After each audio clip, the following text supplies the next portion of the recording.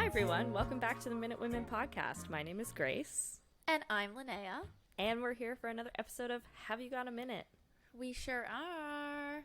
And this week, so our Have You Got a Minute, I feel like to make up for the fact that, you know, we delivered two Have You Got a Minutes back to back. Not to say that there's anything wrong with that.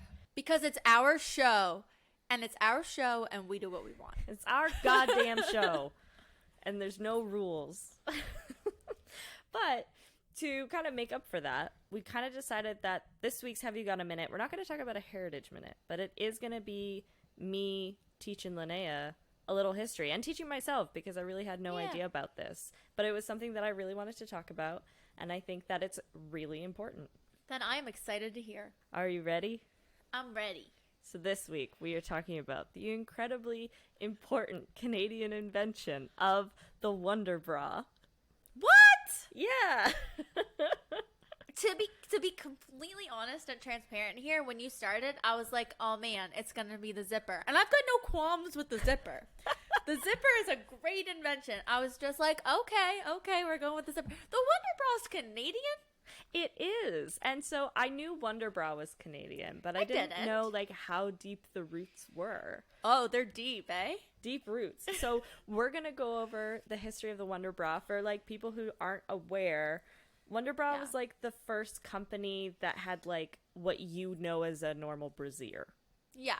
Something that is worn by women all over the world now. Yeah. And to be fair, Grace and I are not flat-chested gals. Like we've got boobs.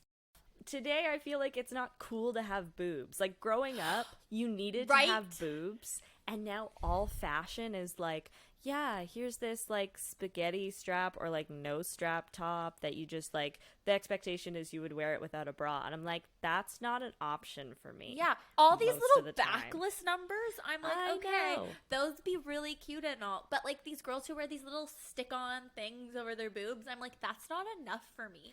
No. And, like, not like it's just not enough for anyone. And like I'm very much like I wear what I want or whatever, but like the girls are just gonna be out, and like I don't want that. Like lady on the bus next to me doesn't want that. Like yeah. And if you're a cis man or you have a very small chest, then like it's really hard to describe that. It's like it's uncomfortable to not wear anything most of the time, just because it's like sweaty, especially in the summer.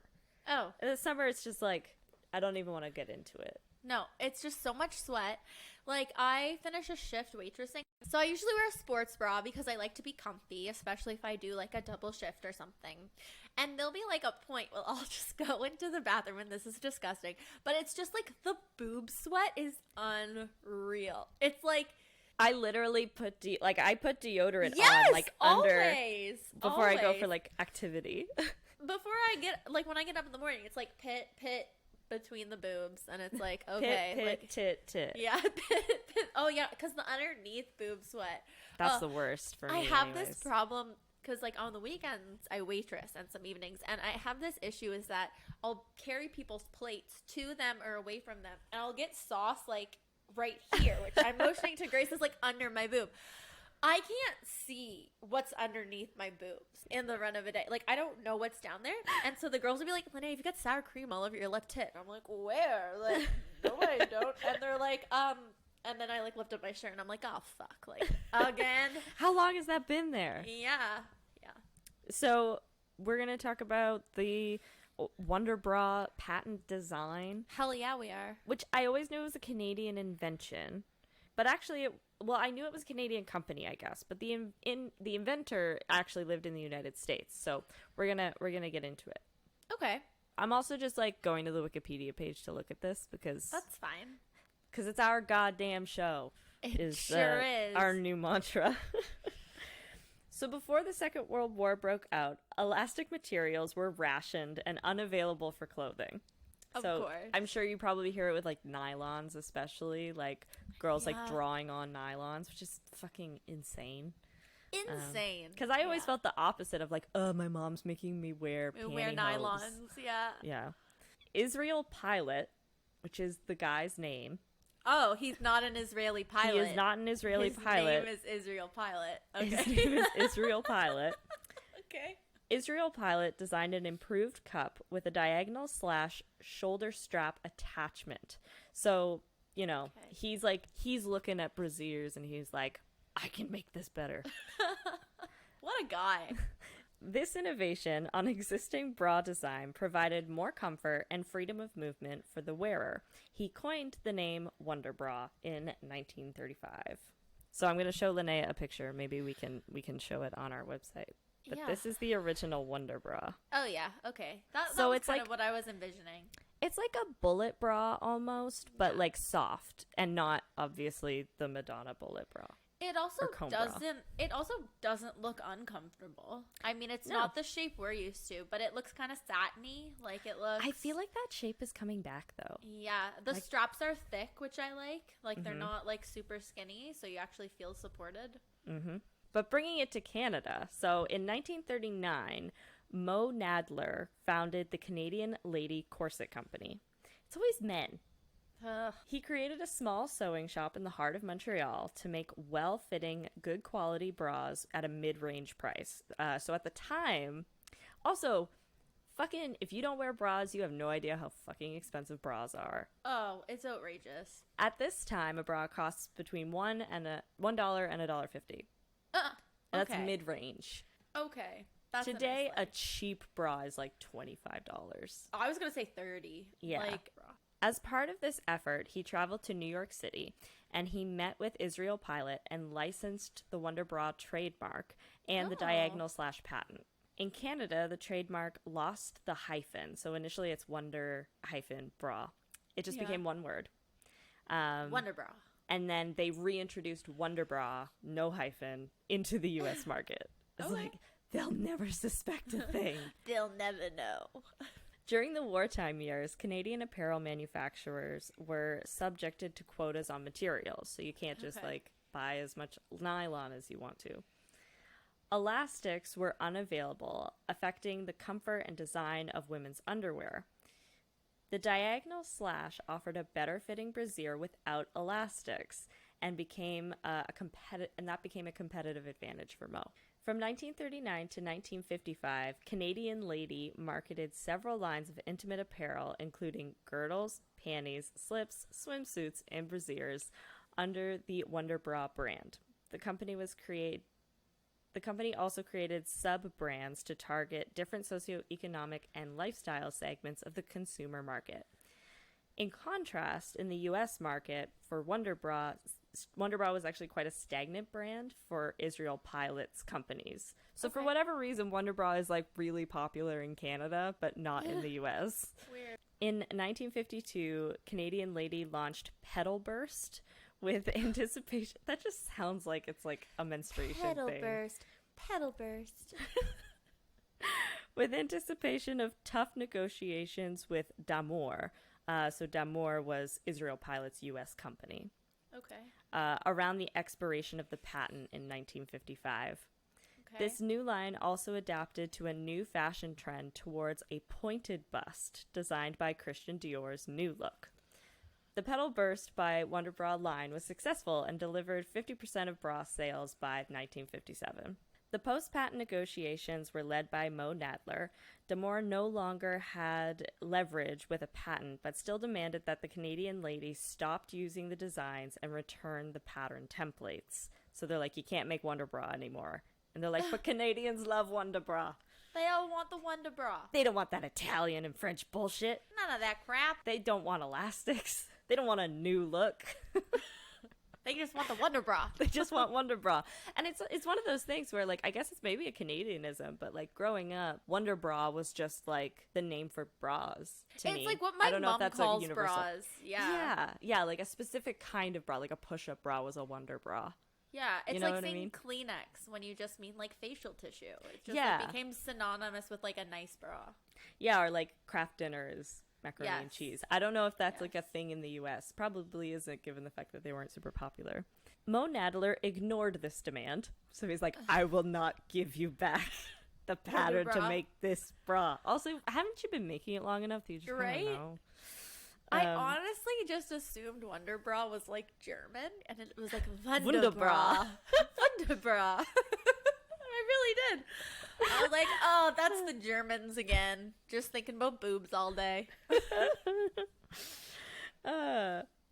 And instead, he successfully acquired the Canadian, European, and Asian rights to the Wonderbra trademarks. This allowed the company to move forward into the 1960s with the brand intact. By the mid-1960s, Canadian Lady was exporting and licensing the Wonderbra line to Western Europe, Australia, South Africa, Israel, and the West Indies. In the 1970s, Canadel acquired the remaining worldwide rights to the trademark and licensed Gilt-Tex, a Canadian pantyhose manufacturer acquired by Sara Lee in the 1980s, to use Wonderbra brand on hosiery in Canada. So, now we get to the exciting part. This wasn't exciting? This is exciting. But we're now getting to the development of the push-up bra. Oh, the which is why I always think of Wonderbra as a push-up bra. Yeah. Because initially when I saw it, I was like, that's not a Wonderbra. It's like a Wonderbra is like a push-up bra. It's like, wow.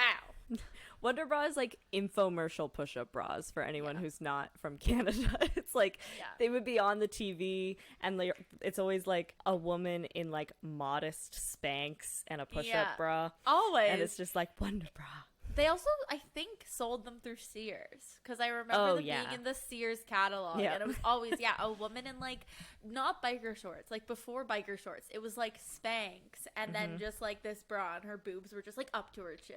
And it was like, this is great. So in the late 1950s, Mo Nadler started traveling to Europe to find new styles to bring to the Canadian market.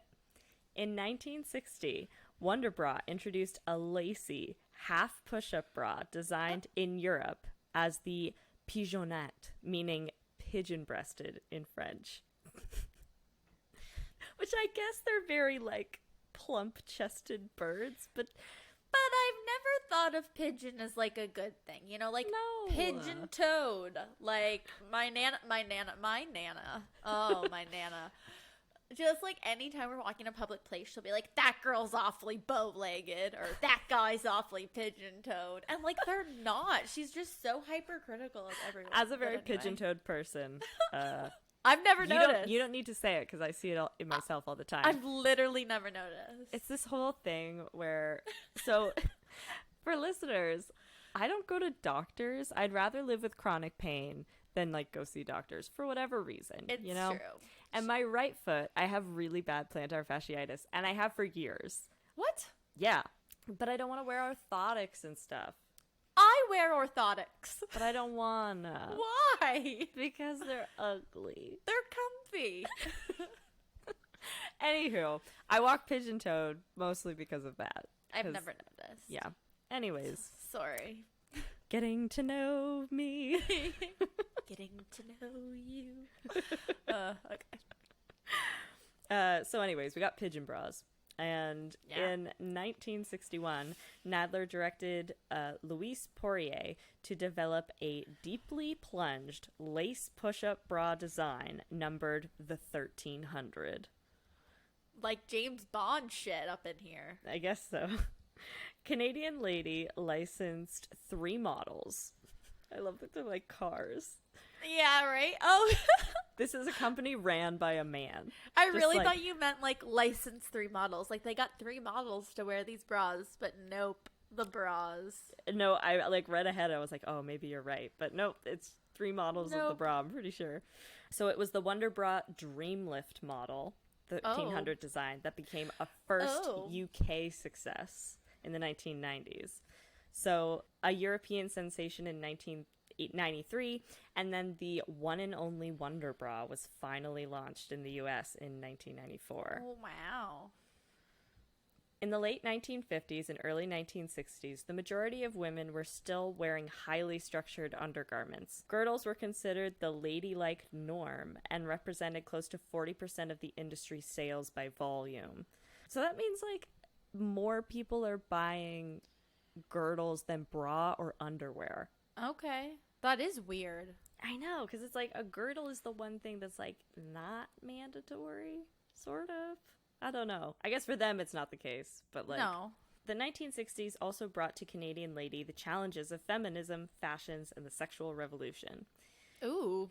The feminist movement, cultured by thought leaders like Betty Friedman and Germaine Greer, questioned the mores that defined women's roles and appearances. Changes in fashion trends, such as pantyhose and the rise of the miniskirt, rendered girdles unattractive and obsolete to a generation of women. While the intimate apparel industry fretted about bra burning as a precursor to the decline of all foundation garment sales, women reserved their animosity for their girdles. Okay. They didn't end up totally throwing out bras and everything else. Okay. The Canadian sales data for foundation undergarments from 1960 to 1971 vividly demonstrates this shift in taste. So basically, like, the sexual revolution killed the girdle. Nice. Down with girdle. Down with girdles. That was the whole reason that women were upset. They had to wear girdles all the time. Ew, gross. It's just also the, like, ugliest word in the English language. Yeah, it is gross. It was against this backdrop that the Canadian Lady Corset Company had to act. So they gotta stay relevant. They can't be like, ah, shit, let's keep pumping out the same old materials, even though people are literally burning them as a symbol of protest. Yeah. But, you know, you have to keep the company name strong. Absolutely. You can't let production go down. Yeah. And so basically they're saying, like, you gotta drop the corset from your name. Like, you can't be the Canadian Lady Corset Company. That's a bit harsh. In 1964, Mo Nadler died, and his son, Larry Nadler, inherited control of the company. R.I.P. Mo. R.I.P. Mo. Larry was a Harvard-trained MBA and brought modern business marketing strategies to the industry. He commissioned market research that identified women's feelings about intimate apparel. Women did not hate their bras. Rather, they saw bras as means to feel and look beautiful, to be fashionable and sexy, and to attract men. While women sometimes went braless, they were making a fashion choice and not a political statement. Canadian ladies' management knew that girdles were out, but bras would remain an essential part of a woman's wardrobe. So in the 1960s, while competitors were cutting back on their bra marketing and diversifying in other products, Canadian Lady aggressively pursued the bra market. So that's Just kind of like pushing how it. So that's kind of how the Wonderbra kind of came to own the Canadian market. Okay. Of bras, because everybody else is like, the feminists are burning bras. They don't want to wear bras anymore. Put all your money into underwear and socks. And Wonderbra's like, well, we'll just keep making bras, actually. We'll just make some bras. Later, Larry Nadler identified an age-based bifurcation in the market. So younger women, aged 15 to 20, regarded their bras as an enhancement to their sexuality, but were not interested in a heavily structured garment. Okay. Nadler learned that women wanted less bra, not no bra. So in the 1974, they introduced a new line of brassieres for teens called Dickie by Wonderbra. Whoa, is the brand Dickie by Wonderbra? So it's not spelled like that. It's D-I-C-I. I'm just assuming it's pronounced Dickie, but it might be Dici. Okay. Anyways, they invented new hot fabric molding technologies to shape the cup. So that's like a soft cup bra, I guess. That's cool. These bras were seamless and simply designed with less support than a typical bra from the era. The company designed special packaging with the shape of a die with holes. So like dice. Oh, cool. Is weird. it? Weird. It's kind of cool. weird. Hey, I've never seen packaging like that. It's unique. Unique doesn't mean good, though. It's true. In 1966, Canadian Lady made several important changes to their advertising strategy. They introduced television advertising and changed the emphasis from the product to the brand. Ads attempted to build consumer awareness of the single brand name, Wonderbra. Wonderbra. Market research showed that women did not want girdles advertised on television. We don't want no girdle. I don't want a girdle. Girdles were seen as armor against sex, while bras provided a means to attraction. So it's like, don't look at me. I still have my girdle on. Yeah. Oh, so this is the dice packaging. Oh, yeah. I would like to see, please. So there's like dice on the side, like die spots on the side. Yeah. Fancy. Instead of being hidden unmentionables, Wonderbras became more visible icons of female sex appeal. The company used pricing to promote Wonderbra as a luxury product with the highest price of any mass merchandise brand. Okay. This strategy also provided greater profits in a very competitive industry. The goal to have women see their Wonderbras as cosmetic, a beauty enhancer, rather than a functional garment. Right. Which has definitely had a legacy. Yeah. Like, you want your bras to be cute. My bras have gotten sufficiently, less cute since I left high school. Oh, yeah. Oh, yeah. Like, as I've gotten older, it's just like, what bras am I going to be able to hide the best under shirts? That's the one I want. What's comfy? And what's comfy. This sparkle shit, not for me. Playtex, which was the leading brand at the time, promoted the easy care and durability of their girdles and brassieres. So, comparing to Wonderbra, who's like, no, this is like a fun, flirty cosmetic item, not Flirty, yeah. Fun and flirty, yeah. Beginning in 1967, the advertising focused exclusively on Wonderbra brand brassieres. In 1968, Nadler hired Gudist Advertising to develop a new campaign. The Wonderbra ads were based on fashion and emotional appeal. In various ads, the man would appear as a fashion photographer or fashion buyer. The storyline suggested an attraction or budding romance between the man and the woman.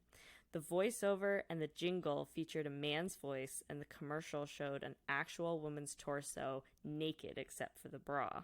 No way. All other television ads before this would show brassieres on a mannequin or a dressmaker's dummy. So this is the first time it's like a woman in a bra on TV. Scandalous. At least in an ad. But yeah. Every Wonderbra advertisement contained versions of the musical theme, "We Care About the Shape You're In, Wonderful, Wonderful Wonderbra." The 1979 television campaign included a commercial directed by Richard Avedon, who won a Silver Award for advertising in Canada. Big shot. The Dickie Wonderbra television advertisements started in 1974. The brand was positioned to young women as a more natural alternative to heavily structured bras worn by their mothers. Fuck you, Mom. Yeah, I don't want to be like you, Mom. There's no better advertising appeal to young girls than "fuck you, Mom." Yeah. The animated ads featured the iconic die-shaped packaging. A bra exited the box like a bird, then metamorphosized into a seagull and flew away. The tagline... Wait, no. Okay. Just back up for a sec. I'm gonna need you to say all of that again.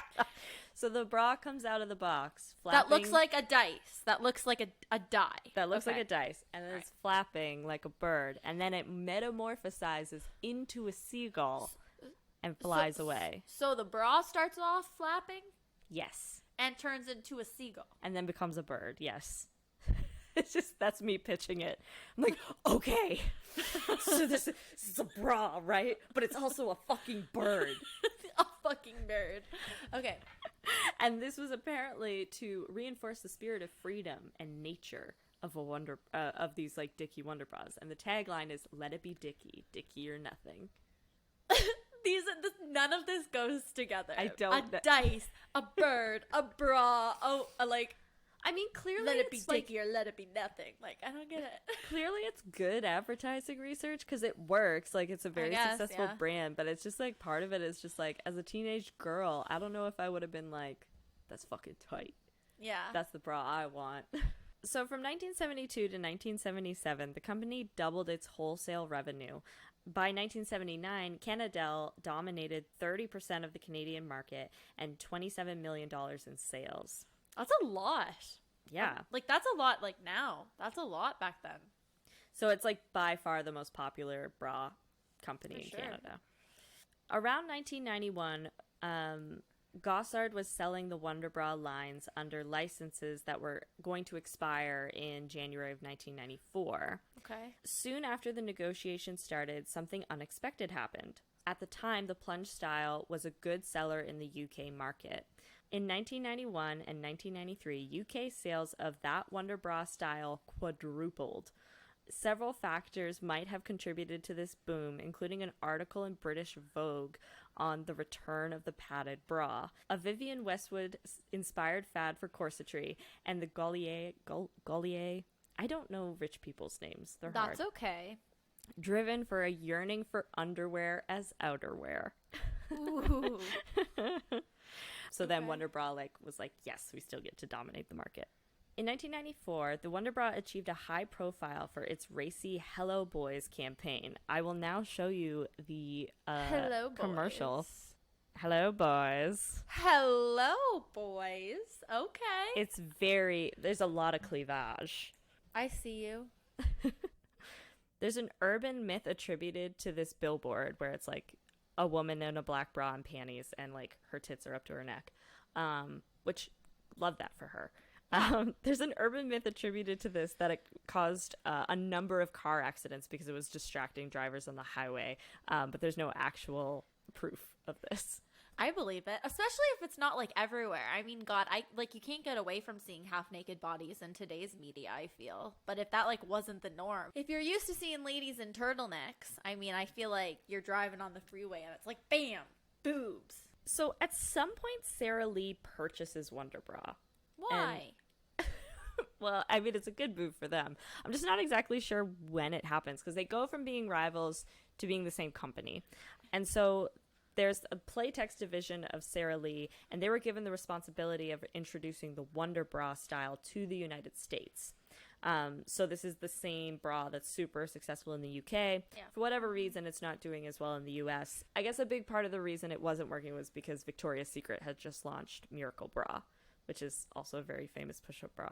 And so they launched the same sort of billboard slogans, but the US catch lines are like so much cringier for whatever reason. The Wonderbra slogans, so it's that picture, but instead of like hello boys, it says, who cares if it's a bad hair day? Or look me in my eyes and tell me that you love me. Ew. I know, it's That's bad. gross. It's bad. I don't like that. The $25 million campaign worked in conjunction with ongoing media interests in the bra. Although Playtex promoted the authenticity of their one and only Wonderbra, the rapid introduction of the competitive products meant that the overall U.S. market benefited from a 43% increase in push-up bra sales. Following the 1994 launch, the U.S. Wonderbra has expanded from a single push-up bra design to a broader lingerie line. The brand remains popular in the world as a product as part of the cultural lexicon. So yeah, like the word Wonderbra.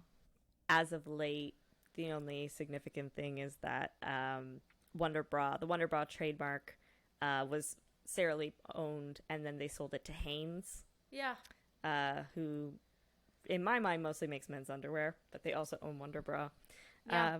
And they sell it at Walmart because of that, because Hanes is a Walmart product, and they sell Wonderbra at Walmart. Yeah, and that's, in my mind, that's what Wonderbra is. It's like a cheap bra. It's not a, like, luxury, sexy bra. But it's at one point, it was, like, the sex symbol of Canada. The bra. And they were the first ones to do it. They were the first ones to say, like, you should be proud of your bra, not, like, trying to hide it or using it as a thing of function, which is a sexually liberating thing for women. And I think that's pretty cool. Yeah. I think that is pretty cool. So thanks for taking a minute to talk about the Wonderbra with me. Yeah. Well, thanks, Grace. Thanks for sharing that. I like that a lot. That's interesting. I had no idea about. That wasn't like, oh yeah, I'd heard that. I really thought you were gonna go over the zipper. And we should do the zipper at some point. We can do the zipper and the Zamboni. Talking about the Canadian invention. I wonder if the Zamboni, I don't know at all, but I wonder if the Zamboni comes up at all in the Bombardier episode, because eventually we will do Bombardier, and he invented like ski-doos and other things like that. So I don't know. I don't know. I will say, however, that Zamboni, much like Wonderbra and Kleenex, it's called an ice resurfacer.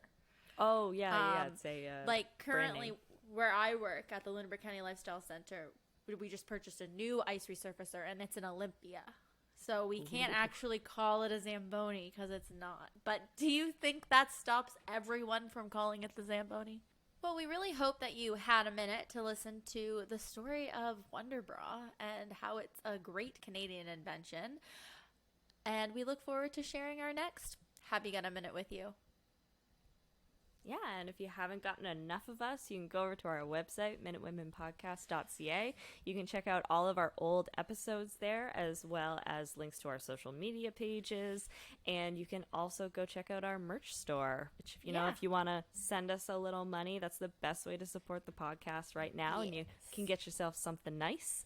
And other than that, we release new episodes every Wednesday. Leave us a rating and a review on Apple Podcast if you can, and share it with all of your friends. Word of mouth is the best review. It sure is. Thank you so much. Bye. Bye.